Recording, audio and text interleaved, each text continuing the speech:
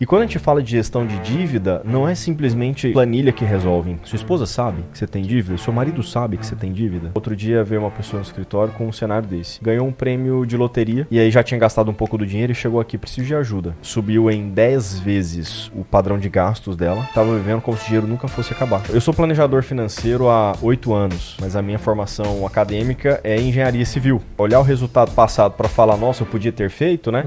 Isso dá uma mordida muitas vezes na pessoa, né? E aquele que acerta por sorte, ele arrota grosso, e aí a pessoa do lado fala, eu podia ter feito isso também, né? Mas o que mais que é um planejamento financeiro pessoal? O que te assustou nessa reunião com o Rogério?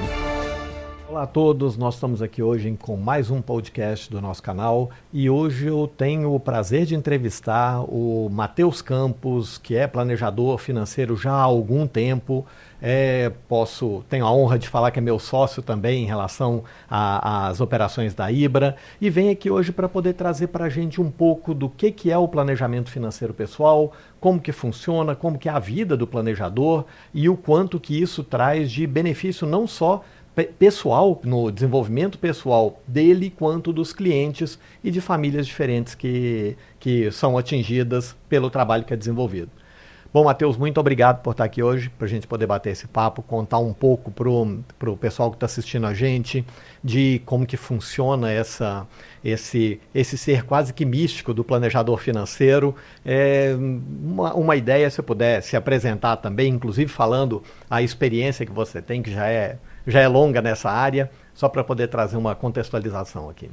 Obrigado, viu, Flávio, pelo convite. É um prazer falar com você, cara. A gente sabe que nessa jornada que a gente está trilhando há algum tempo, como que é importante a presença dos sócios, né, para tomadas de decisão em relação à empresa. E você sabe que eu admiro muito a jornada profissional que você já fez, a construção da sua carreira, enfim, sua família.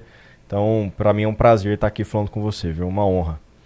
Bom, eu sou planejador financeiro há 8 anos, mas a minha formação acadêmica é engenharia civil. Bom, eu costumo falar que nem casinha de cachorro eu sei fazer mais, porque eu aposentei muito cedo na engenharia. Então, eu descobri o planejamento financeiro de um modo muito curioso, porque a minha esposa, na época minha namorada, falou assim, eu vou numa reunião com o meu consultor financeiro. Eu falei, com o quê? O meu consultor financeiro. Chique isso, né? Eu falei, não, mas o que é um consultor financeiro? Alguém que mexe no seu dinheiro? Sim. Alguém que constrói uma planilha? Isso eu faço. Daí ela falou assim, não, tudo bem, se você não, vamos comigo, se você não gostar, eu cancelo o contrato. Eu falei, então tá muito fácil. Daí fomos ao escritório, e aí, na época, a Ibra devia ter uns 4, 5 anos no máximo. Tinha meia dúzia de pessoas trabalhando, mas a hora que eu entrei no escritório, aquilo me impactou muito, porque eu achei muito bonita a estrutura. E depois que eu comecei a reunião com o consultor dela, que hoje é um dos nossos sócios, né, o Rogério Damasio, ele começou a apresentar na tela o projeto de construção patrimonial dela. Aí eu falei, putz, cara, aí abriu a mente assim, eu falei, não é possível que isso existe, né? E aí foi assim que eu descobri a minha vocação profissional no planejamento financeiro familiar. Não tinha zero conhecimento de mercado financeiro, diferente um pouco da sua história, né, que também vindo da engenharia você já teve algum contato ali com o mercado, mas a minha primeira impressão foi justamente essa, sentar numa mesa para discutir o planejamento financeiro da minha então namorada, que, né, se tornou minha esposa depois. E já com preconceito, né? E já na verdade com muito preconceito. E aí engraçado que ela ficou meia hora na reunião, precisou sair para continuar, ela tinha um trabalho para fazer, e eu fiquei mais pelo menos uma hora conversando ali com o Rogério. E você ficou mais 8 anos depois. E tô até agora.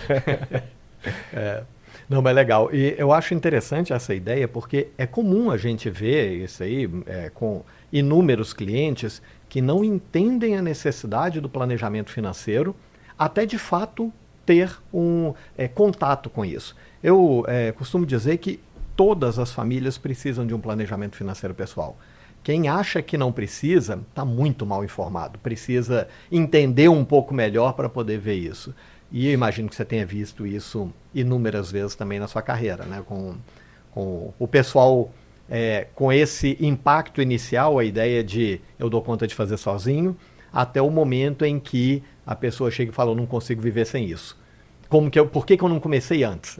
É quase que isso, tem muito, né? Demais, demais. Na verdade, é comum a gente perceber esse comportamento, principalmente em pessoas que fizeram um bom patrimônio ou elas tiveram uma empresa de muito sucesso. Porque aí a pessoa fala, bom, olha o que eu fiz, cara. Entendeu? Eu fiz isso aqui sozinho. Você que vai me ensinar, né? Pô, tá de sacanagem? E quem que me ajudou a fazer isso aqui? Então, na cabeça dele, ele dá conta. E aí a gente percebe assim que é curioso, né? Como a gente atende um número grande de famílias, a gente vê que tem gente que se interessa zero pelo assunto e o que ele quer é realmente terceirizar essa responsabilidade. E ao mesmo tempo a gente já teve clientes aqui que o cara entendia, eu ficava com medo desse cara me fazer uma pergunta e eu falava, puta, não sei responder, porque o cara sabia muito. E por que um cara que sabe muito de economia, muito de mercado financeiro, que é um bom gestor, aparentemente ali, né, das finanças, ele sabe organizar ele sabe se organizar, né? Por que esse cara quer ter um planejador financeiro? Sim. Né? Porque esse cara, ele não quer gastar o tempo necessário para isso. Porque apesar dele, justamente na verdade, apesar de justamente por ele saber, é que ele entende que para fazer bem feito, ele tem que estar se atualizando o tempo todo, ele precisa conhecer de legislação, ele precisa conhecer do que está acontecendo no mercado. E nada mais confortável do que você conseguir terceirizar isso para uma empresa séria, com profissionais isentos, né, que, enfim, vão olhar unicamente para o seu interesse. Então, a primeira vez que eu me deparei com isso, que já tem algum tempo, né, foi quando eu entrei ali na Ibra, comecei a entender um pouco mais da empresa, e aí eu fui conhecendo os clientes que a gente atendia. E aí, quando eu comecei a enxergar isso, eu falei, cara, isso é muito interessante. Porque coloca o planejamento financeiro de modo que todo mundo é muito mais... A gente sabe que o Brasil é um país, né, A educação financeira é fraca. É difícil. Infelizmente. E a gente sabe que a média de renda do brasileiro, da maior parte da população, mal dá para poder pagar as contas, né, baixo. Mas as pessoas que têm algum acesso já, tanto esse que está começando a acessar isso, quanto o cara que já está muito, muito à frente, serve para todos eles. Sim. Você estava falando da pessoa que já chega com algum conhecimento. Eu falo que muitas das vezes ele ajuda no desenvolvimento do trabalho, porque a gente parte de um momento inicial em que precisa fazer a educação financeira do cliente. É ensinar para ele como que funciona aquilo, por que ele precisa poupar. E é comum, eu imagino que você também... Imagina não, com certeza, você já ajudou o quê? Umas 100, 150 famílias ou mais, né? Quase 200 famílias. 200 famílias, não, já é um número substancial. É do pessoal chegar com aquela ideia de eu preciso de um investimento que me gera o melhor resultado possível. As pessoas confundem muito planejamento financeiro pessoal com gestão de carteira. E até se puder diferenciar um pouquinho, trazer um pouco para o pessoal como que funciona o quão complementar um trabalho e outro. É claro, é importante a gestão da carteira, mas o que mais que é um planejamento financeiro pessoal? O que te assustou nessa reunião com o Rogério, inclusive?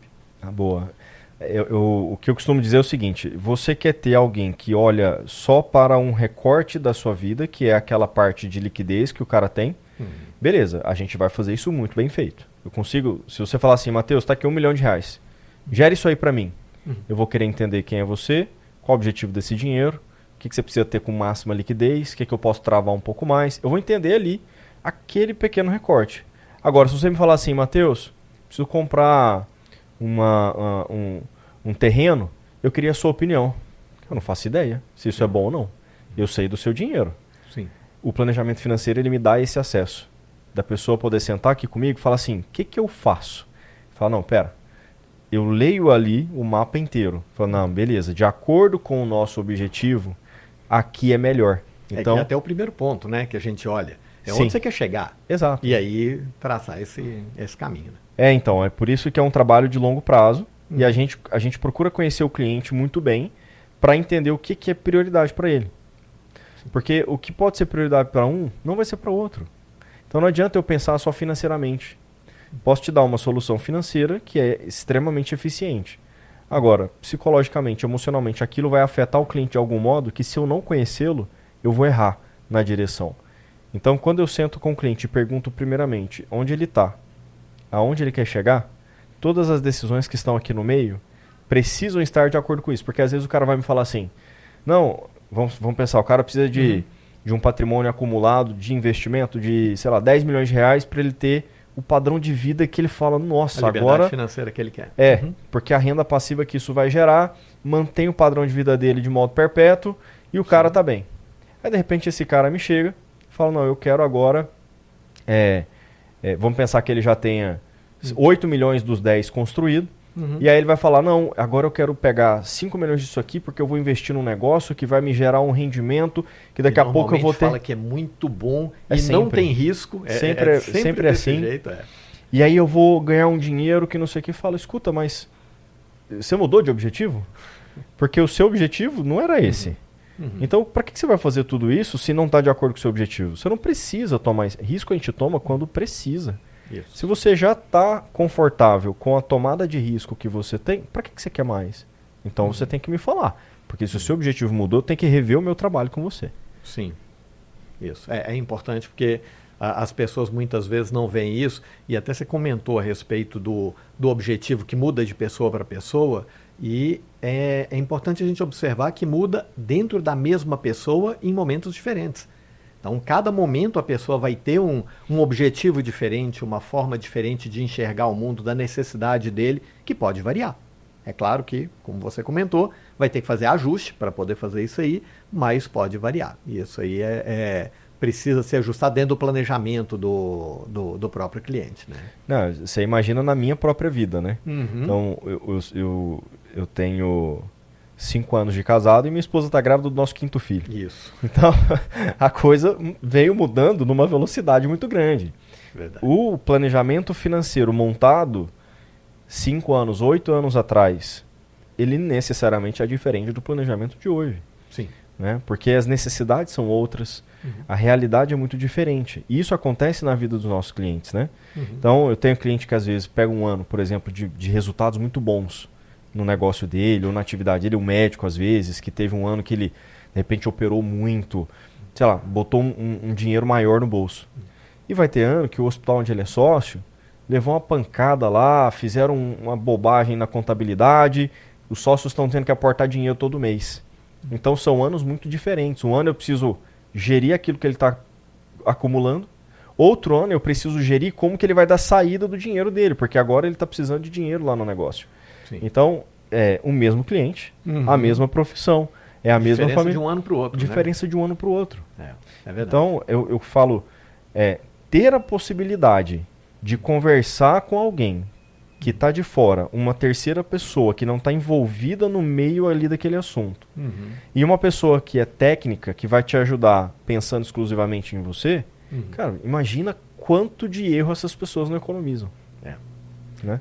É verdade. E hoje ainda tem muito, principalmente o cliente que ou está começando a carreira dele, ou aquele que se embananou pelo meio do caminho aí, é o cliente endividado. E aí, muitas das vezes, o cliente fala assim, não, devo o ditado, né? O devo não nego, pago quando puder. O pessoal muitas vezes até inverte, fala, devo, não pago, nego enquanto puder. Mas o que a gente traz para dentro do planejamento como a prioridade, não só no ponto de negociação de dívida, quanto no ponto de ajuste disso. Você deve ter história de cliente aí, se puder compartilhar, obviamente, reservando a identidade, mas alguma história dessas em relação a endividamento de cliente que estava passando por alguma dificuldade momentânea e que acabou ajudando nesse desenvolvimento e essa resistência natural das pessoas de pagar uma dívida para poder depois continuar o crescimento. Então, eu tenho até esse trabalho de orientação a respeito de dívidas, acontece hoje mais na minha rede social do que no próprio atendimento aos clientes do escritório. São perfis diferentes de pessoas, né? Que a necessidade é muito diferente, então acaba que eu consigo ajudar um volume maior de pessoas que estão nessa fase de endividamento através do canal da internet, né? É mais pulverizado, né? Acaba ajudando bastante. Até se puder falar um pouco desse canal também, porque eu acho que é importante a gente trazer essa divulgação de um trabalho que está ajudando muita gente. Sim, então, eu movimento ali o meu perfil no Instagram, né? E eu tenho os meus cursos ali dentro. Então, além disso, eu tenho uma produção de conteúdo diária, né? Que gera gera um aprendizado que muitas vezes para nós que estamos aqui vivendo no dia a dia é básico. Mas para quem está do outro lado, que você não controla, né? Sim, sim. Você postou um vídeo aqui agora. É um volume de gente incrível assistindo, né? Isso vai para qualquer canto do mundo. Então, às vezes a gente fala uma coisa que é muito simples para quem entende do assunto. Mas para uma pessoa que nunca ouviu falar daquilo, pode abrir muito o horizonte dela e dar para ela uma possibilidade de resolver um problema que na cabeça dela era impossível de resolver. Então, lá na internet, assim, né, e muita gente me procura no direct para fazer pergunta, me pede uma conversa e tal. Uma orientação, muitas vezes. Né? Exato. E aí a pessoa fala, estou devendo meu cartão de crédito, estou devendo o cheque especial, estou devendo a minha mãe, a minha sogra, enfim. Eu não sei o que eu faço, eu não sei. A pessoa se sente impotente. E quando a gente fala de gestão de dívida, não é simplesmente planilha que resolve. Esse tempo de experiência que eu tenho, né? Claro, você também já deve ter se deparado com isso em algum momento com os clientes que você atendeu. Mas o que eu pude perceber é que as pessoas elas precisam muito mais de uma orientação comportamental, emocional, do que matemática e financeira. Por quê? Quando a gente está com dívida, a primeira coisa que surge dentro de nós é um sentimento de impotência muito grande, porque você não se vê capaz de resolver aquilo. E aí eu fui percebendo que essas pessoas elas estavam desesperançosas. Então, cara, esquece, não vai resolver nunca. A pessoa já entregou o jogo. Já jogou toalha, né? Jogou toalha. Então agora ela só vai viver e vai ver do jeito que dá. Fala, não, peraí. Vamos resolver esse negócio? A primeira coisa que a gente tem que fazer é declarar a verdade, né? A gente tem que dar nome às coisas. É o meio mais...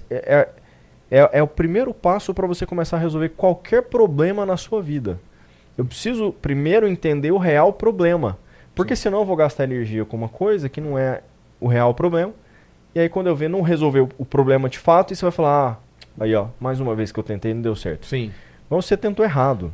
Então primeiro, vamos entender o problema. Porque isso vai ajudar a vida do cara financeira, vai ajudar a vida dele no casamento, vai ajudar ele a cuidar melhor dos filhos dele, vai ajudar ele a trabalhar melhor e vai pôr mais dinheiro no bolso depois. Então a primeira coisa que eu faço é isso, é entender o momento que o cara tá. Não, beleza, como é que tá lá na sua casa? Sua esposa sabe que você tem dívida? Seu marido sabe que você tem dívida? Você tá cuidando bem dos seus filhos? Você tá impaciente? Tudo te irrita? Né? O menino, sei lá, derruba um copo, aquilo, né, parece que é o fim do mundo. Parece que o mundo caiu, não, verdade. Como que tá isso assim? Geralmente não tá bem.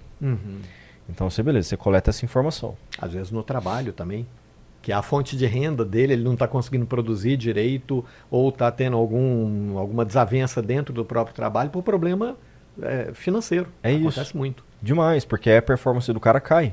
Né? Ele deveria estar entregando muito mais, porque ele tem possibilidade para isso, mas ele está afetado de algum modo e aquilo emperra o trabalho dele e coloca mais risco ainda dentro, né, de casa, porque imagine se uma empresa precisa dar lucro. Se você é um profissional que não está oferecendo um bom resultado para a empresa, o que ela faz? Ela te tira. Então... Ou no melhor das hipóteses, não te promove. Você pode perder uma promoção ou perder o emprego. É isso. Então, eu começo sempre por aí, sabe, Flávio? Entendendo como que está dentro da pessoa, como é que está o sentimento dela, como é que está a gestão das emoções dela, porque normalmente está meio bagunçado. E aí eu trago para ela um olhar de esperança para que o problema seja resolvido. Sim. Primeira coisa, vamos então colocar nome, né, nesses problemas. Beleza, você tem dívida? Quais são suas dívidas? Eu quero em uma coluna o nome delas. É o cartão de crédito. De que banco? É um empréstimo que eu fiz com a minha mãe. Escreve o nome dela aqui para mim. Tá bom. Quanto de dívida que você tem com cada um desses aí, com cada um desses itens que relacionou aqui? É 10 mil lá pro cartão do Itaú, é 5 mil pro cartão do Bradesco, é 10 mil para minha mãe. Tá bom, beleza. Dá quanto isso total? Tanto. Qual que é o custo dessa dívida? Você sabe quanto custa o seu cartão atrasado no banco? Você sabe quanto custa o cheque especial que está lá? A sua mãe te cobra juros? Põe isso para mim. Quanto custa? É 1% ao mês? É 2% ao mês? É 10%? Me deixa entender isso.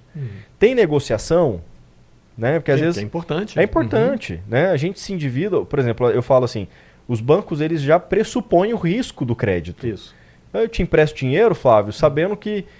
Bom, tô confiando aqui que vai dar certo, mas eu não controlo. Pode ser que dê errado, pode ser que você queira me sacanear, pode ser que aconteça um problema grave na sua vida.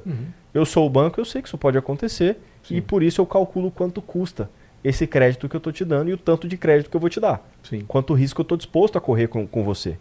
Né? E as pessoas simplesmente elas não sabem disso. Índice de Basileia, quem é que sabe disso? Né? Então, beleza. Falou, beleza, você deve 10 mil lá pro Itaú, porque o Itaú vai ficar mandando mensagem toda hora, sua dívida já tá em 100 mil.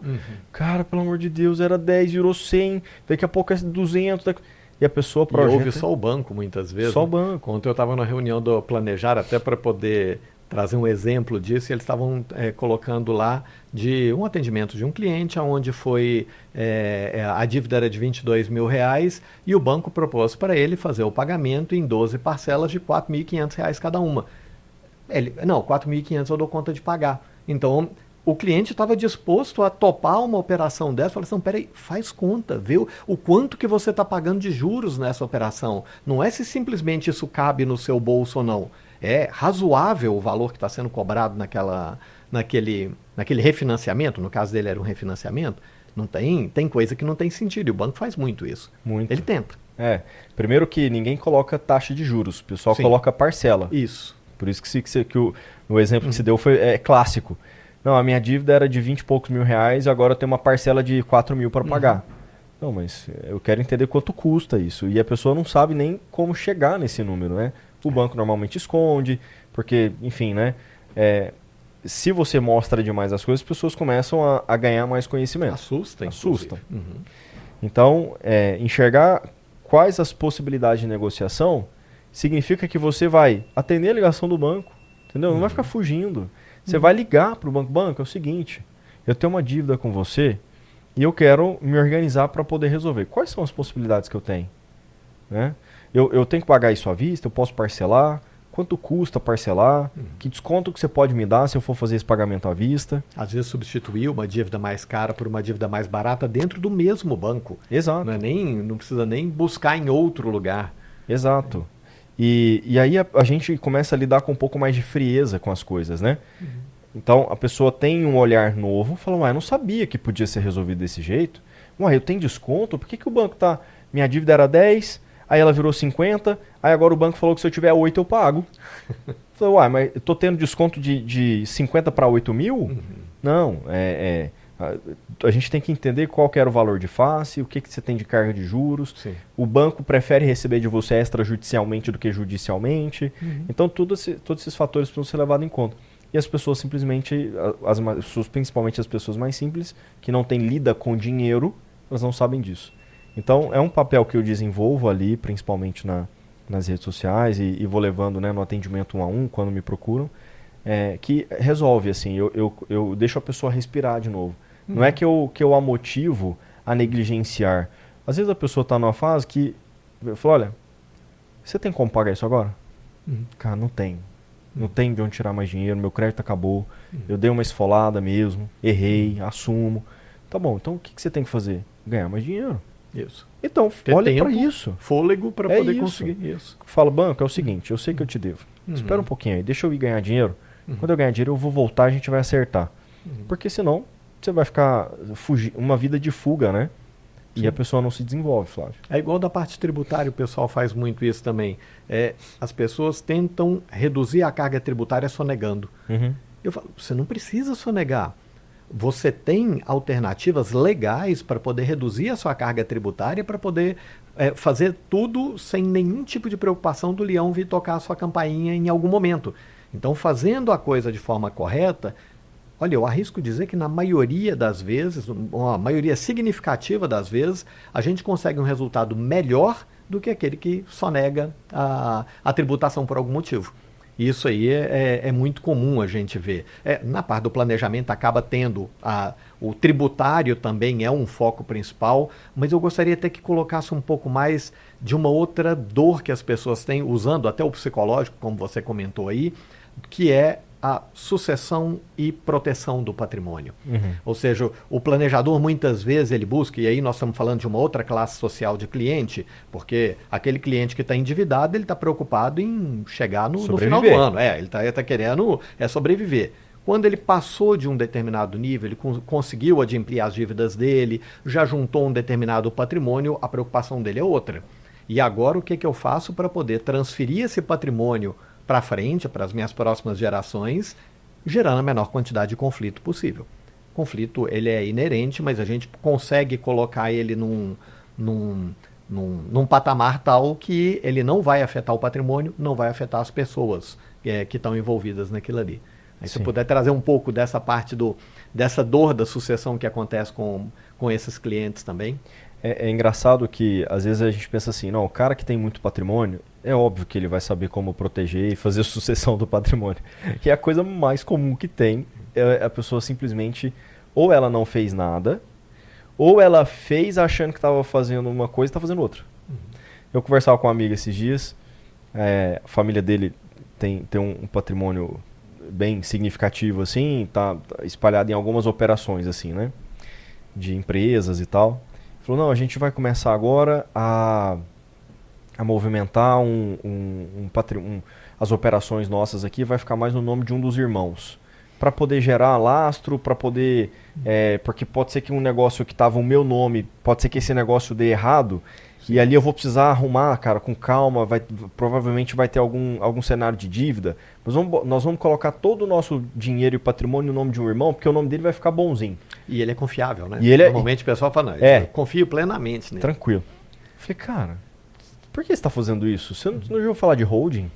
Você já ouviu falar de proteção e sucessão do patrimônio de uma maneira correta? Tem veículos adequados para isso. Muito. Eu falo, não, mas a gente até tem uma holding, não sei o quê. Eu falo, por que ele está fazendo assim, no nome de uma pessoa física? Não, mas é porque é meu irmão mais novo, não sei o quê. Eu falo, cara, e se o seu irmão morre? Ele tem herdeiro? Hoje é o seu pai e a sua mãe. Só que seus pais são separados. Sim. E agora? E aí sua mãe vai herdar metade do patrimônio que o seu pai está colocando no nome do seu filho, do seu irmão. E se ele tiver uma namorada?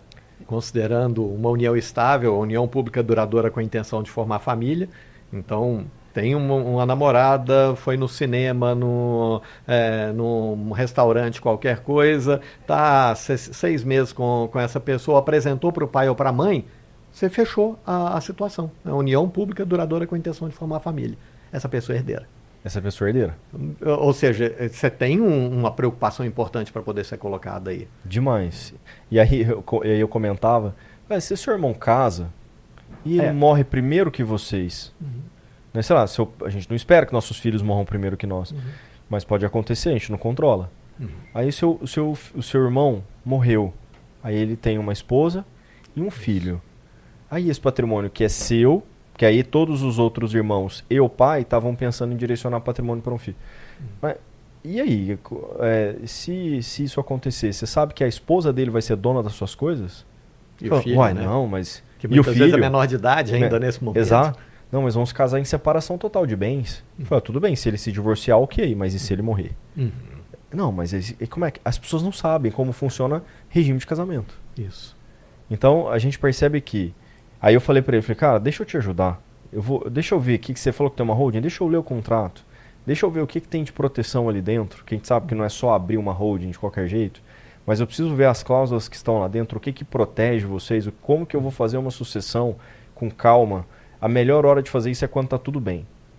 Quando a coisa tá apertada já, quando já tem problema acontecendo, aí é a pior hora. É o seguro, né? Quando você faz seguro? É quando o seu carro está inteirinho, tá tudo, acabou de tirar ele da concessionária, é o melhor momento de fazer o seguro. Depois que bateu, vai ser difícil de fazer um seguro. Você pode fazer para o próximo problema, mas para aquele, exato, não tem muito o que fazer. Então, o que você falou, dá para a gente estruturar uma proteção e uma sucessão do patrimônio, dá para a gente economizar dinheiro com imposto, dá para organizar o patrimônio de uma família para que esse patrimônio atravesse gerações. Tem estudos, cara, que mostram que 2 gerações são suficientes para poder dilapidar um patrimônio inteiro. É penoso esse negócio. Você imagina que um cara que levou a vida inteira para fazer o patrimônio que fez, na frente, na próxima sucessão já vai quase liquidar aquilo. Sim, e lembrando que a primeira geração, a segunda geração, né? A primeira geração que fez o patrimônio, o primeiro herdeiro desse patrimônio, ele herdou quando ele já tinha, vou falar em média, algo em torno de 50, 60 anos de idade. Então não é que, muitas das vezes, não é que ele herdou com 10 anos de idade, ele já herdou relativamente formado, uma pessoa que já tem um conhecimento, ou pelo menos deveria ter. E muitas das vezes destrói aquele patrimônio numa velocidade realmente incrível. O que a pessoa faz. E muitas das vezes a pessoa não sabe com o que gastou. Se você perguntar para ela, não, mas você tinha X de dinheiro aqui, o que aconteceu? Como que você conseguiu gastar isso aqui? E às vezes, dependendo da pessoa, algumas dezenas ou centenas de milhões de reais ali, e aquilo desaparece numa velocidade incrível. Sim, não, isso aí sem dúvida. Tanto que eu sempre quis entender o ditado do pai rico, filho nobre, neto pobre. Mas daí depois que eu entendi isso, falei, é por isso aqui, é claramente por isso aqui, né? É o que você falou, a segunda geração até viu a primeira construindo o patrimônio, mas a terceira geração caiu no colo. Isso. Aquilo é desde o berço. Não teve uma gota de suor, né, para aquilo. Não teve. Então, uma coisa que eu sempre falo, outro dia veio uma pessoa no escritório com um cenário desse. Ganhou um prêmio de loteria, e aí já tinha gastado um pouco do dinheiro e chegou aqui, preciso de ajuda. Sim. Tá bom, vou te ajudar. Mas já tinha uma pessoa que subiu em 10 vezes o padrão de gastos dela, depois do prêmio. Daí estava vivendo como se o dinheiro nunca fosse acabar. E não era assim, você vai falar na economia de hoje, tudo bem, R$1 milhão a gente fala que é alguma coisa, é significativo, mas não é infinito. Acaba numa velocidade mais rápido do que a pessoa imagina. Rápido do que ela pensa. E aí, eu até falei com essa pessoa, falei, olha, por que as pessoas que ganham prêmios de loteria, independente da quantidade de dinheiro que a pessoa ganha, por que ela volta a ficar pro momento, ela volta para onde ela estava logo antes de ganhar o prêmio? Não, muitas das vezes até pior. Até pior. Porque ela fica até endividada, né? Ela só para na hora que não tem nem crédito mais. Mas isso acontece porque o cara que está acostumado com 5 mil, está acostumado com 5 mil, 5 mil. O cara que está acostumado com 50 mil, está acostumado com 50 mil, 50 mil. Aí, de repente, pinga 500 mil. Esse cara nunca lidou com esse número. Ele não construiu, ele não galgou os degraus. Aquilo chegou de uma vez. Ele não tem habilidade para lidar com aquilo. Então, realmente, é fácil ele achar que é infinito. Porque ele nunca tocou naquela quantia de dinheiro. Então, o que acontece, né, até tem vários exemplos disso, de gente que ganha esses programas, né, de televisão, que paga uma loteria nota. Mesmo. Muita gente, que a gente vê casos aí de prêmios multimilionários, vira pó. Vira pó. Porque simplesmente a pessoa não tem habilidade para lidar com a cifra. Sim. Então, o caso do herdeiro da terceira geração, que não viu aquilo ser construído, é semelhante. Porque o dinheiro da loteria não veio com esforço. O dinheiro da herança também não. Então, um cuidado que a gente tem que ter na hora de fazer sucessão, em um caso até de um cliente que eu atendi uma vez, ele tinha uma empresa que ele sabia que os filhos não conseguiriam tocar a empresa. Porque os filhos não se interessavam muito por aquilo e tal. Ele falou, essa empresa aqui eu vou ter que fechar quando eu tiver ali mais velho, mais perto de morrer. Porque vender ou alguma coisa. Porque não vou deixar para os filhos tocarem, porque eles não sabem. E essa aqui, se não souber tocar... ela não vai a zero, né? Não, o zero é um cenário... O zero seria ótimo. Isso. Mas é um negativo muito grande. Sim. Então consome outras coisas que já estavam protegidas, né? Sim. Eu falei, cara, você tá certo. É legal o cliente pensar desse jeito, porque normalmente a pessoa não percebe isso. Não. Na área do agro tem muito isso. Porque às vezes ele montou a estrutura dele, montou o projeto agropecuário dele muito robusto, muito bem feito, só que nenhum dos filhos dele tem nenhuma aptidão ou interesse por aquilo ali. E o agronegócio é algo que você obrigatoriamente tem que ter uma paixão grande por aquilo. Senão, realmente, a pessoa não dá conta de dar continuidade. E isso aí acontece para outras áreas também, mas é porque o agro a gente tem uma proximidade grande, até por conta da região centro-oeste, mas normalmente são projetos que têm uma planta de desenvolvimento de valor muito elevado. Então é diferente de uma a pessoa que tem uma clínica odontológica, por exemplo, que o projeto, aquela planta de projeto, ela tem um valor muito inferior à planta de um projeto de agronegócio, tanto pecuária quanto agricultura, que tem um valor muito elevado também. Com certeza.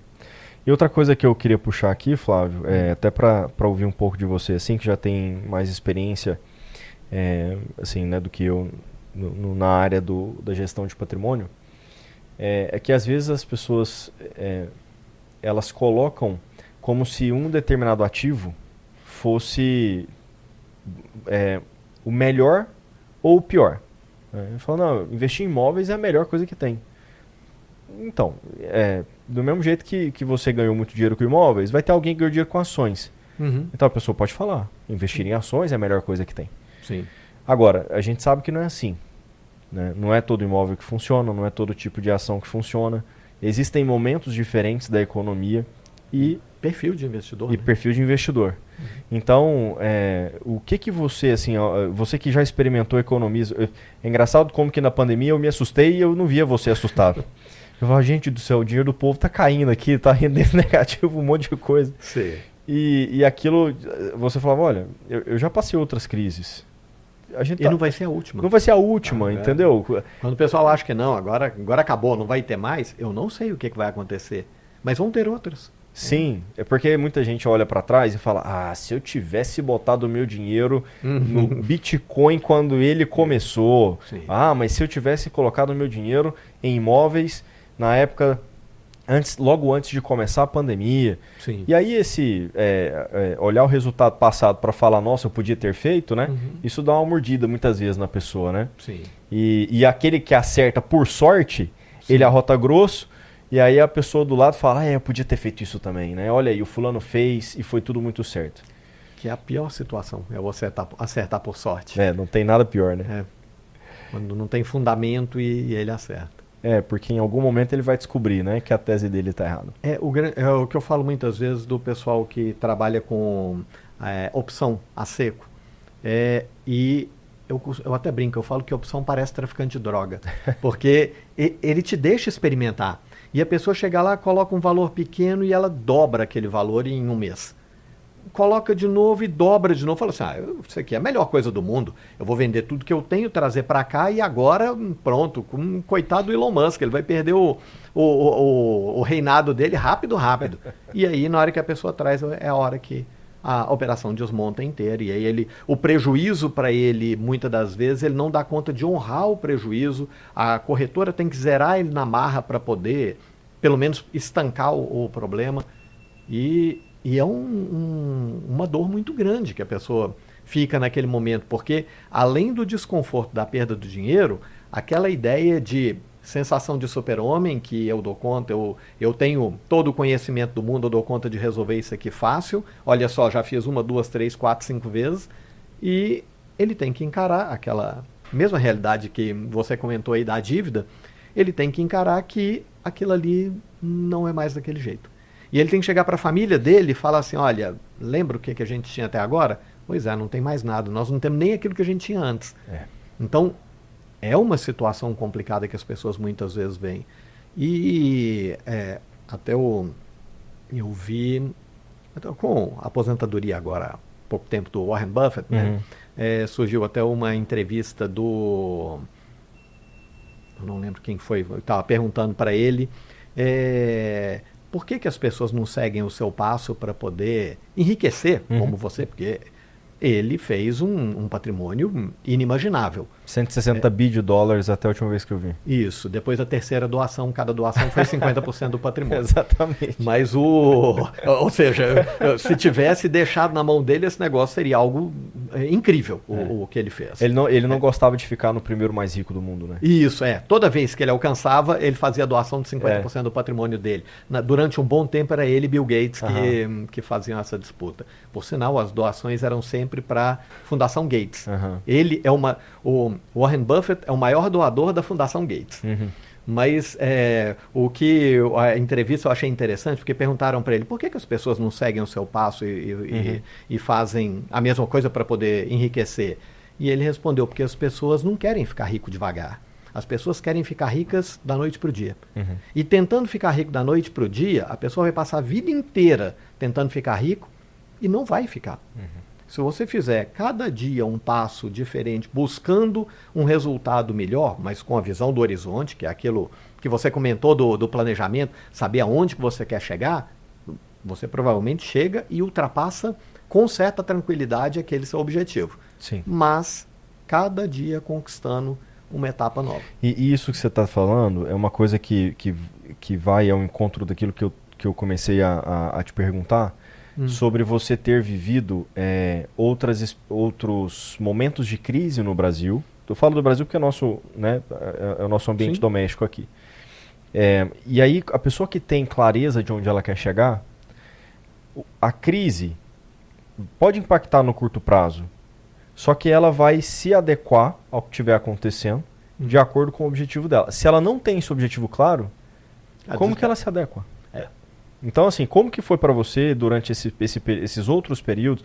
Eu queria que você citasse, por exemplo, 2008, né, que aconteceu um problema no mercado do Brasil, mas também foi problema no cenário de imóveis nos Estados Unidos. Isso. Enfim, como que você lidou com isso? Diante a sua postura diante dos seus clientes, o que deixou eles mais confortáveis e como foi depois o pós, assim? Sim. O que vocês fizeram durante os períodos críticos e como que foi depois? A ideia, basicamente, com foco naquilo que a gente está falando, de entender o horizonte do problema.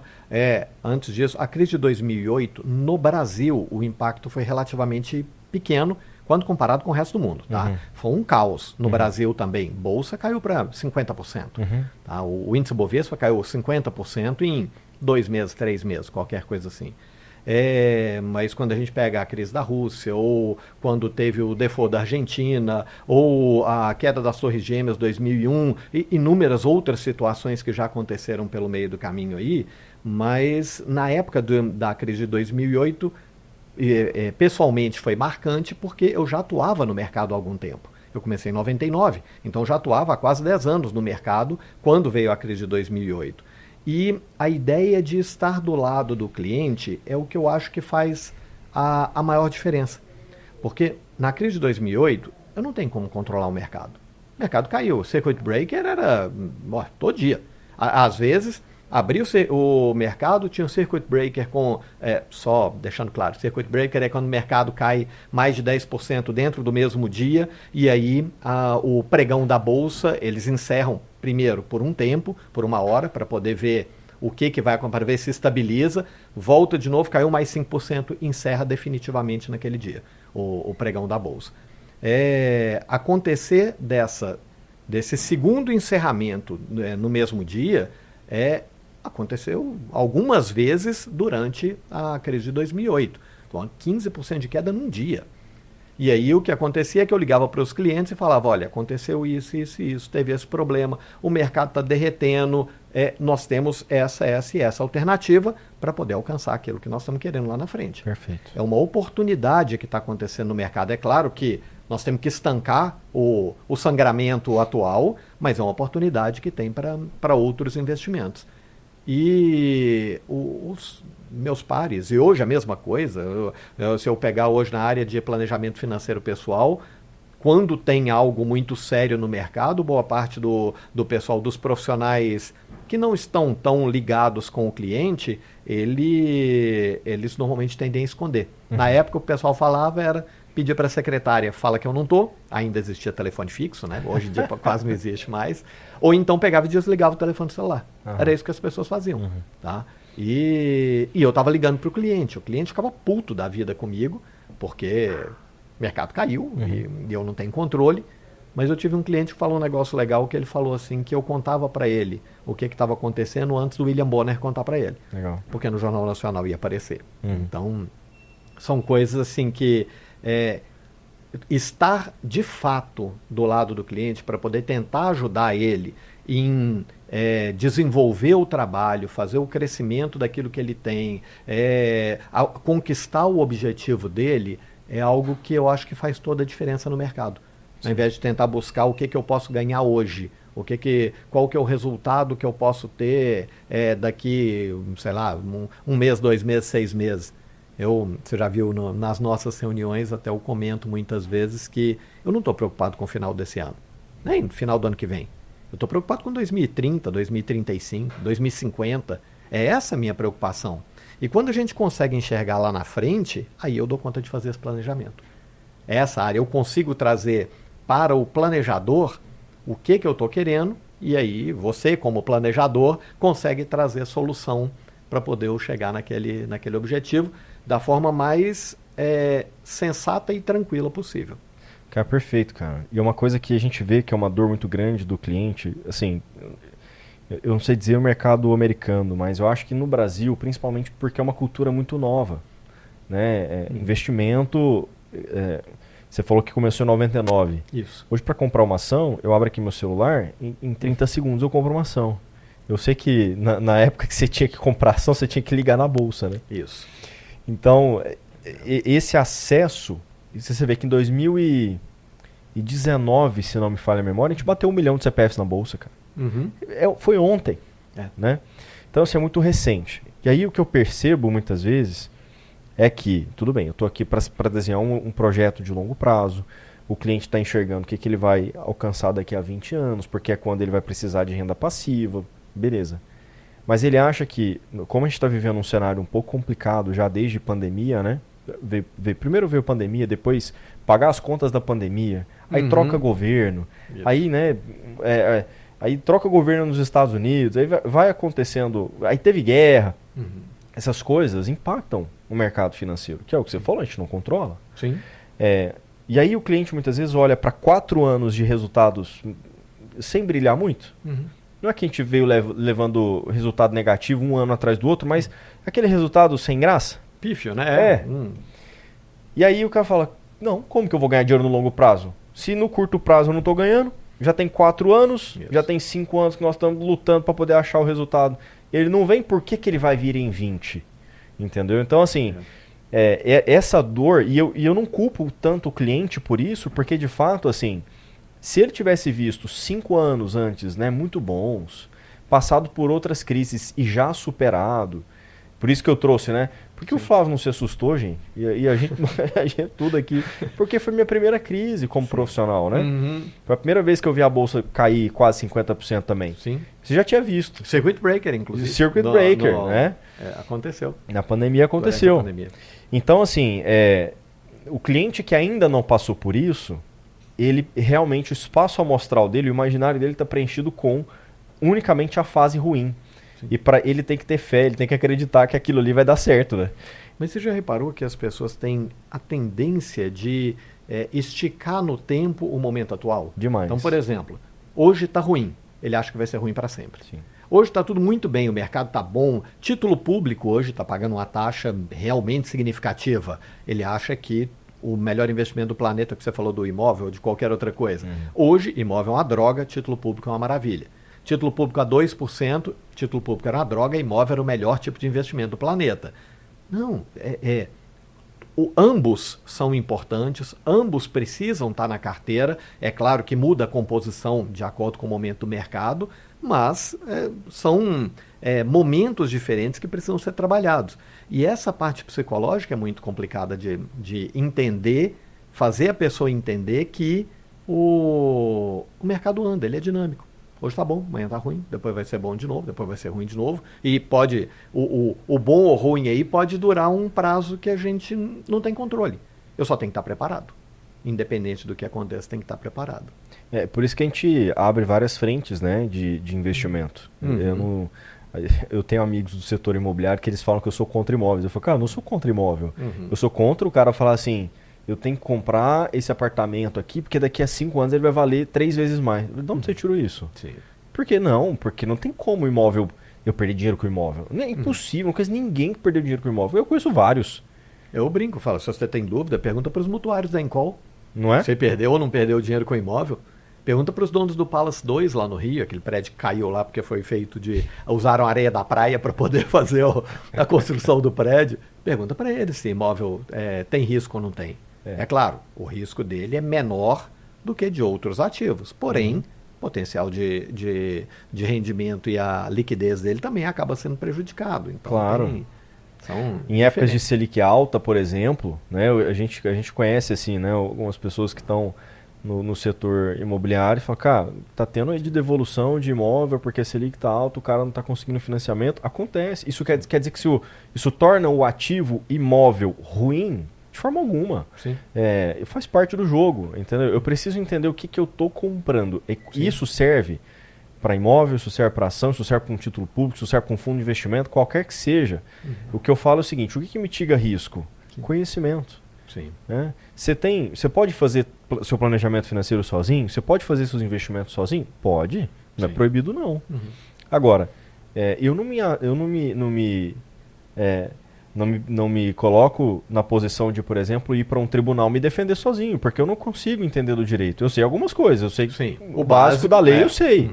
Agora, eu não vou saber me defender sozinho. Eu posso estudar o direito? Posso, mas eu posso contratar alguém que vai fazer muito mais rápido e com muito mais perfeição do que eu. Até de imóvel, eu acho até que, se puder trazer um pouco também dessa diferenciação do imóvel patrimônio, imóvel investimento, que a gente usa no planejamento. Então, o que é o imóvel, o que é oneroso, que muitas das vezes o pessoal fala, não, é um péssimo negócio. Peraí, você tem dentro do planejamento, e aí não é a parte de investimento, mas dentro do planejamento, a parte do conforto pessoal da pessoa é muitas das vezes mais importante do que o resultado financeiro. E aí, a ideia de ter o imóvel próprio é algo que é importante, mas muita gente acha que tem que ter a casa dele, uma chácara, uma casa de praia, 20 imóveis para poder cercar ele ali, e isso aí acaba atrapalhando bastante o planejamento dele. Porque não é só o custo do imóvel, o custo de manutenção disso aí tudo. Total. É o cara que chega e fala que tem 5 milhões em patrimônio e 1,5 milhão é a casa que ele mora, 1 milhão é a chacrinha de lazer, outro 1 milhão é a casa da praia. E, cara, você vai morrer, você vai envelhecer, esse patrimônio não vai te gerar renda. Você vai ter que começar a vender essas coisas. Ou então você vai depender dos seus filhos para poder pagar conta. Como assim? Você tem um patrimônio que não tá nada do seu patrimônio te gera renda? Não é que você tem que ter, né? Eu até faço uma ponderação muito grande em relação a isso. Não é que a pessoa não pode ter o carro que ela anda, ou a casa que ela mora. Agora, 100% do seu patrimônio nisso não faz sentido nenhum. Então, o que é cultural no Brasil? Você vai casar? Então tá bom, hein? Quem casa quer casa. E as pessoas saem fazendo a compra do primeiro imóvel, que se vier o primeiro filho, aquele imóvel já não serve mais. Se vier o segundo, esquece. Então a pessoa nem faz essas considerações. E às vezes um endividamento grande para poder fazer endividamento de 20 anos. Que a pessoa está endividada com aquilo ali. Poxa, de verdade, aquele imóvel vai te servir por 20 anos. Logo depois do casamento. E assim, aí o cara ele não faz conta de quanto custa para comprar um imóvel, porque não é só pagar pelo preço do imóvel. Você paga um contrato, você paga seguro, você paga imposto, né? E para sair do mesmo jeito, o custo de contrato você não pega de volta, você vai ter que pagar um outro imposto. O corretor de imóveis. Entendeu? Então, fez um trabalho e vai ser remunerado por isso, então tem... Aí a única conta que a pessoa faz eu comprei por 500 e vendi por 600, ganhei 100 mil. Não, você deve ter no máximo empatado. Né? Então, assim, quando a gente fala do imóvel, eu considero como uma possibilidade de investimento, claro, né? Não, de forma alguma, assim, a gente pensa só na liquidez, né? Porque nós somos uma empresa de consultoria financeira. Eu não sou uma empresa de gestão de ativos líquidos apenas. Então, o que eu tenho que considerar? O percentual do patrimônio daquele cliente que vai ser destinado para a parte imobiliária, porque aquilo vai travar um pouco mais a liquidez dele. Então, eu preciso considerar o cenário de risco, né? O que o imóvel oferece de risco? Beleza, o imóvel oferece risco de liquidez. Aquilo não vai ser vendido na hora que eu quiser. Se eu tiver um Tesouro Selic na mão, eu vendo quando eu quero. Né? Então, não tem um risco de liquidez ali, né? Risco de liquidez no imóvel, tá bom, considerável.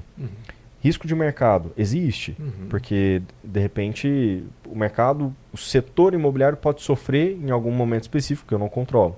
Então, às vezes naquela região, naquele bairro, naquela cidade. Exatamente.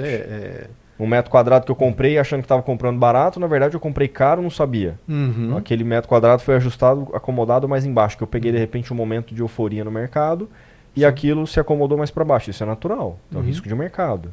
Eu tenho também, de repente, se for imóvel para investimento, eu tenho o risco do crédito, né? O risco da inadimplência, porque aquele inquilino que alugou o meu imóvel, ele pode não me pagar. Sim. Eu tenho o risco de depreciar o meu imóvel, porque ele pode não cuidar. Eu já conversei com pessoas que tinham kitnets, né?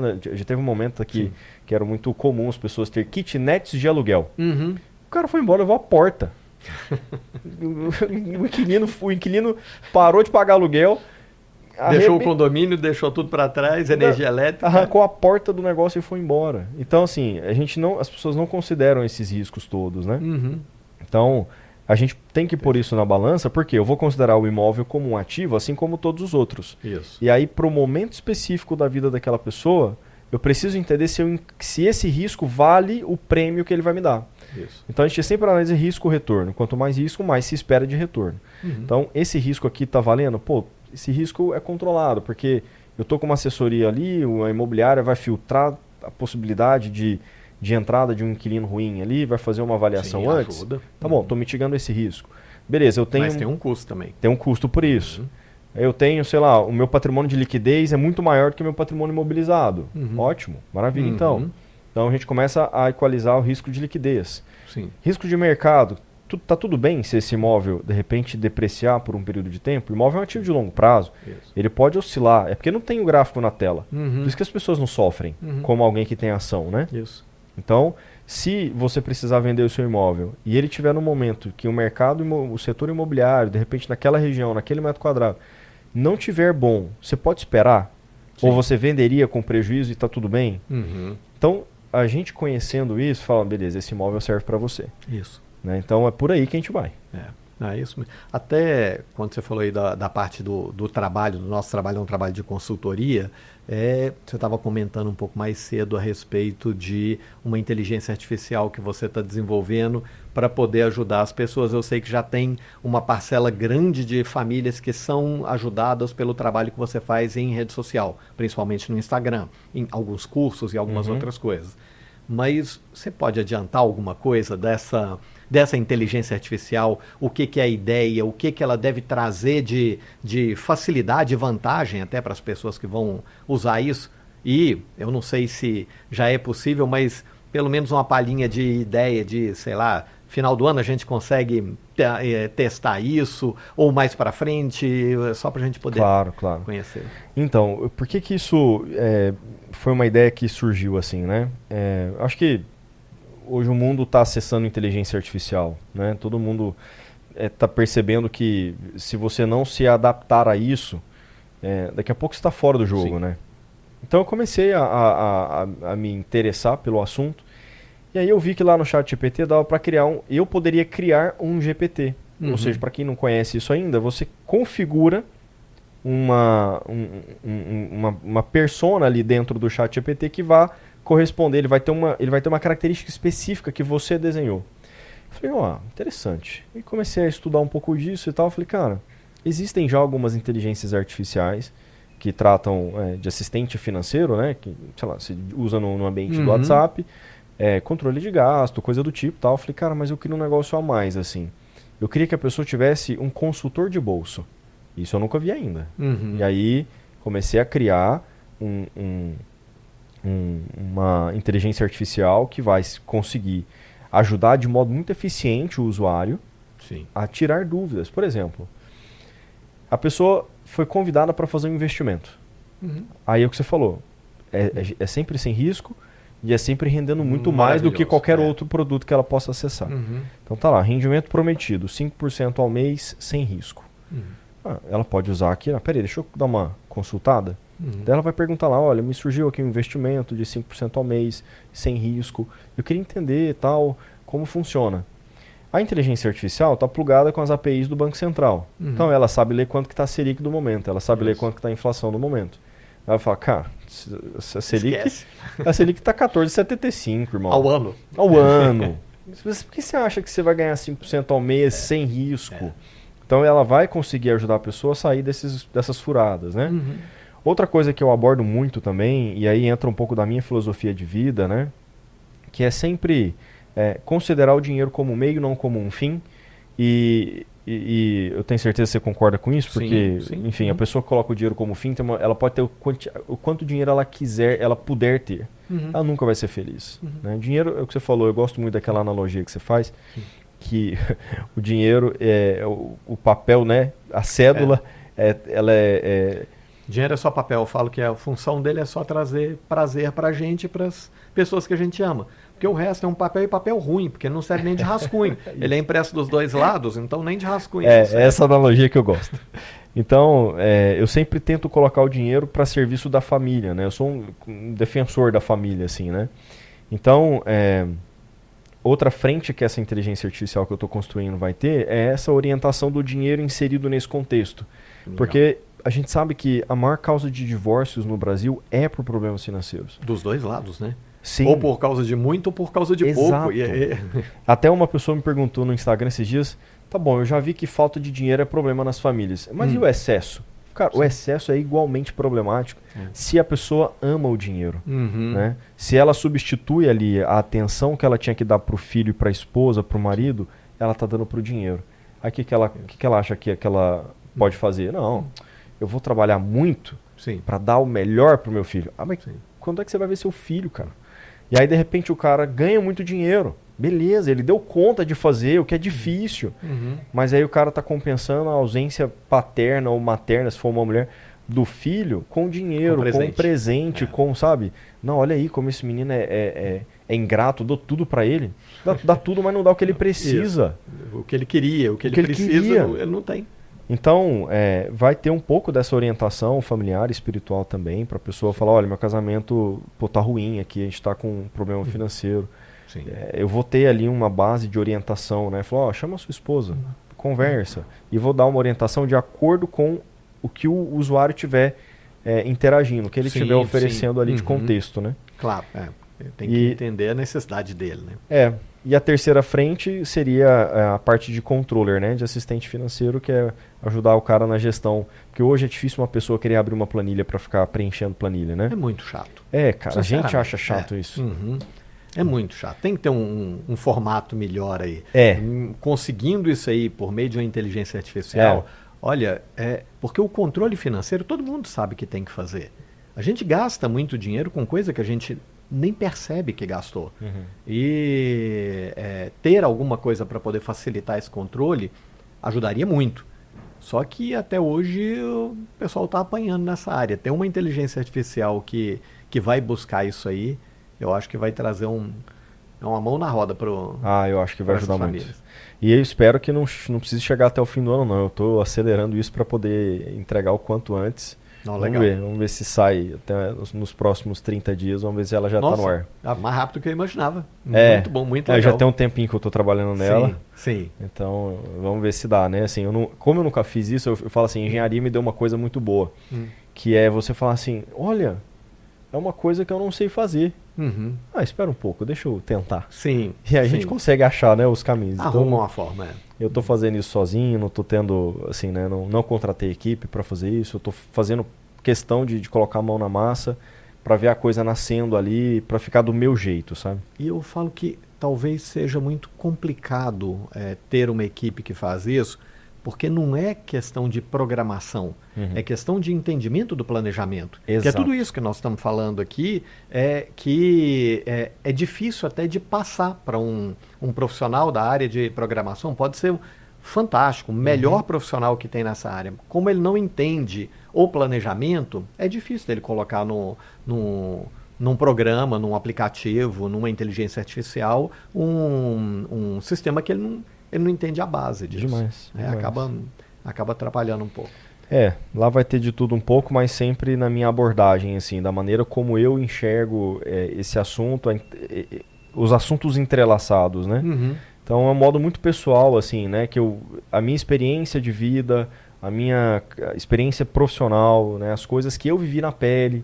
O pessoal acha que planejador financeiro não tem dificuldade com o seu próprio planejamento. Claro que tem. Né? O médico não fica doente, né? Então, então assim, é muito baseado nisso, assim, né? Não só a técnica que está no livro, mas o que eu vivi em pele, assim, também, né? Que eu achei isso muito proveitoso, porque me faz tocar a realidade do outro, assim. Entendeu? Sim, acaba entendendo o que é o problema que está incomodando cada uma das pessoas. É isso.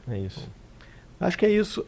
Matheus, te agradeço pela conversa. Eu acho que nós temos papo para poder conversar muito mais tempo e mais vezes, inclusive. A gente podia marcar um outro papo desse depois para a gente poder buscar até quando a inteligência artificial estiver pronta, a gente puder bater um papo para poder trazer, inclusive, explicar isso funcionando, de fato, na prática funcionando, para poder trazer esse conhecimento. Agradeço a oportunidade da gente estar aqui, batendo esse papo, de conversar um pouco, trocar um pouco de experiência. E é isso, a gente marcar um outro momento depois.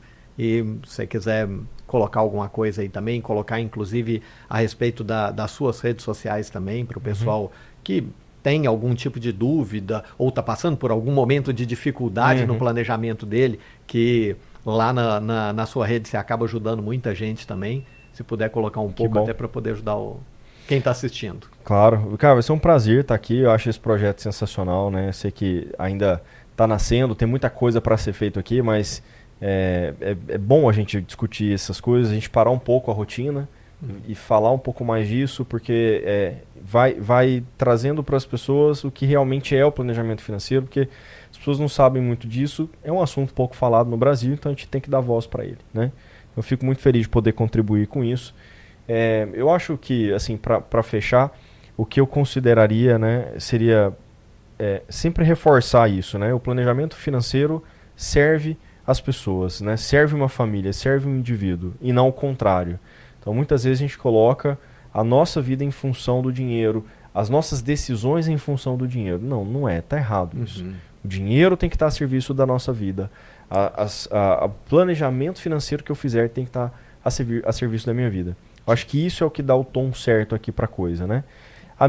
O meu Instagram é @mateuscampos.s, Mateus com TH. E lá eu faço os meus conteúdos diariamente, sempre trazendo...